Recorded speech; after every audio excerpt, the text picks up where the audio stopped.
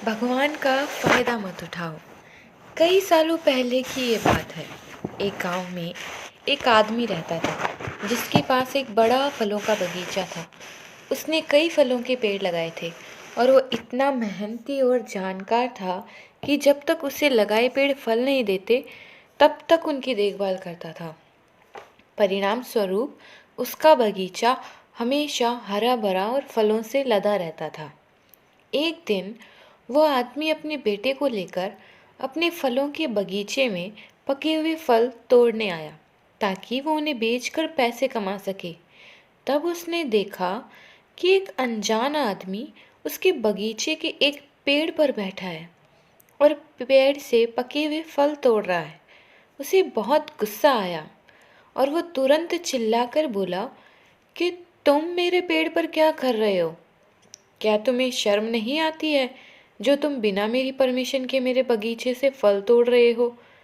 शाखा पर बैठे अजनबी ने माली की ओर देखा लेकिन जवाब नहीं दिया और फल चुनना जारी रखा।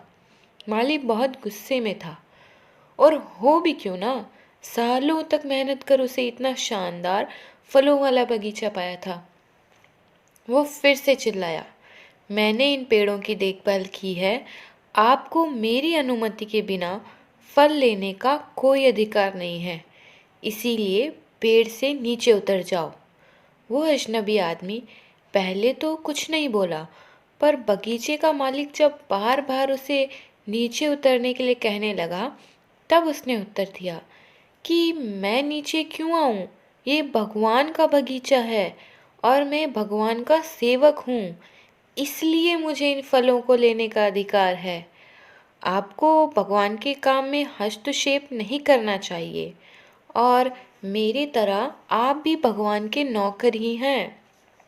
माली को उस अनजान आदमी की बातों पर बहुत आश्चर्य हुआ, लेकिन वो काफ़ी समझदार था, तो उसने इस अजनबी को सबक सिखाने के लिए एक योजना बनाई। माली ने उसे अपने बेटे की सहायता से उसे पेड़ से बांध दिया और उसे छड़ी से पीटना शुरू किया।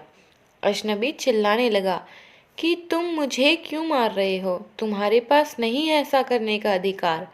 माली ने ध्यान नहीं दिया और उसे मारना जारी रखा। अजनबी चिल्लाया, क्या तुम भगवान से नहीं डरते? तुम एक निर्दोष आदमी को मार रहे हो।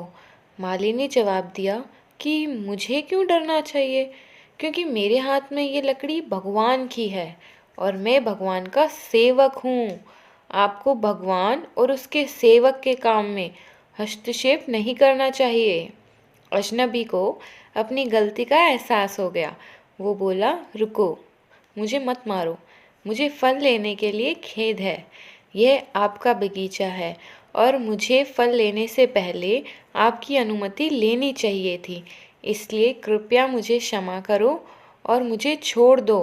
माली मुस्कुराया और कहा कि भगवान के नाम का प्रयोग अपने गलत कार्यों को सही ठहराने के लिए मत करो। माली ने उसे खोल दिया और वो तुरंत वहाँ से अपनी धुन दबाकर भाग गया।